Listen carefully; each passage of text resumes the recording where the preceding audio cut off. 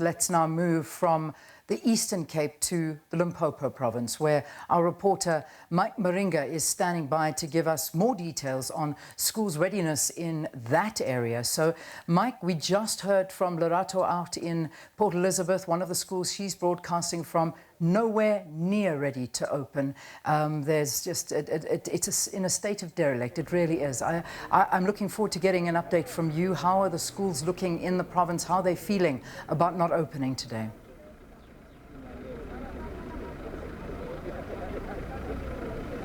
Good morning, Leanne, and good morning to our viewers. You are indeed correct coming to us live. We are in Polokwane at the traffic department. I must indicate that driving to this traffic department, what we have noticed is that schools are still closed. It's only one private school where I saw learners alighting from a minibus going into the school, and also the liquor outlets. We saw queues there. But where we are now, we are coming for a different story. Is the licensing department in Polokwane, where a queue started very early in the morning, and we are with the executive mayor of Polokwane, Councillor Thembi Nkadimeng, just to tell us about their readiness, because as you can see, there are people behind me. The gate has just been opened now for people to go. So the councillor will talk to us about the situation. Executive Mayor, let's quickly talk about the situation here. As the municipality, are you ready to allow these people back in at stage level 3? Precautionary measures, are they taken into cognizance? Good morning and good morning to our viewers. Yes, thank you very much. We are ready. We have got 3 stations as a municipality. All of them have been assessed by the Department of Transport and given a green light. That is Polokwane, where we are standing, Mankweng, which is around 30 kilometers away from where we are, 55 kilometers away from where we are is another station, Aranang.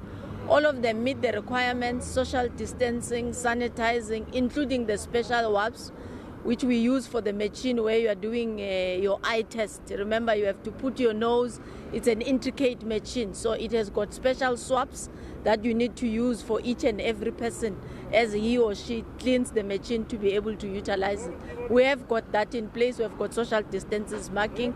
Our security is here to assist us to make sure that we manage the queues and ensure that everybody gets to be serviced today. The smallest challenge which we have, I think there are 2. We're trying to organize much a better parking facility for our clients opposite to our fire stations. May not be enough, but the biggest one challenge is the system in Atis. We were ready to start at 7. We're only doing other services now, like issuing of licenses. We're still unable to connect to Inatis. I believe it could be because countrywide, all of us are linking in at the same time. So it's a bit slow to pick up, but I'm hoping possibly around 10, we should be able to do that. We are introducing an SMS system. Mayor, talking about the SMS system, let's talk about the staff complement inside, because we understand we are still at lockdown level 3. Your staff complement, do you have all your workers back at work today? No, we don't have. We currently have 18 who are at work. We are going to be working on, 16 who are at work. We are going to be working on shifts of 8 starting at 6 in the morning, and another shift start at 12 of 8 to 6 in the evening.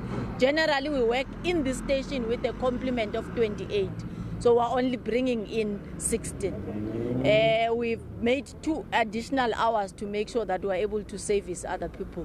They are on a rotation system so that it covers everybody, but at a go we'll have 16 in this to make sure that we are able to meet the requirements of lockdown. And Mayor, let's also talk about the people who are queuing here on the line. It's stretching back to the traffic light. Yes. Are you going to assist all of them today? And also those who licenses expired before lockdown, what is their situation as compared to those licenses that expired during lockdown? Okay, remember the minister was very clear here. There's an extension of 90 days for those who need to come in and deal with their expired licenses. For now, we are going to be assisting everybody who is here and make sure that we allocate them a new date where they could come for testing. That is why I was introducing the SMS system. We encourage our people not to necessarily come here to inquire, when is my next date? They will receive a message. We are busy now trying to load into our SMS system.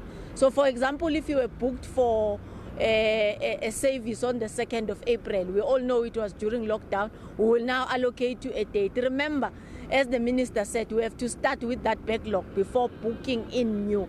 So we should be able to deal with the issues as quickly and promptly as possible. But commitment and assistance from our community members as well, to make sure that those who come must be for ones who come for collection, must be one who comes for paying. That we can still do now, even when Inatis is down. So we're servicing people, not as fast as we would want, but I would like to make a commitment that I wouldn't love people who came here to turn back without being assisted. If it means we take it later on into the hour, we will discuss with the National Department of Transport, but we must try to service everybody. We give queue allocations, numbers. We take 10, 15 per go, depending on the area in which you are going to. We're trying to assist our disabled people, elderly, to put them aside and assist them faster so that we could be able to give a better service to our people. We will service them. Executive Mayor of Polokwane, Councillor Thembinka Dimeng, indicating that the people that you see behind us who are on the queue will be assisted today. They will try their level best to make sure that whoever came here early in the morning to get, it could be either a license or it could be the booking, because they have been idling at home for some time. They will eventually get assisted. But the problem, as she has alluded, is the problem of Inatis, that it's not up and running. But they are hoping that by 10 o'clock that system could be up and running, and they should be in a position to can assist whoever is here. We will be monitoring other testing stations around the province, especially the ones that are in the most remote and rural areas, to see if there's compliance like we have seen here in Polokwane. And it's back to you in the studio, Lian. Mike Maringa, thanks very, very much for the update from there.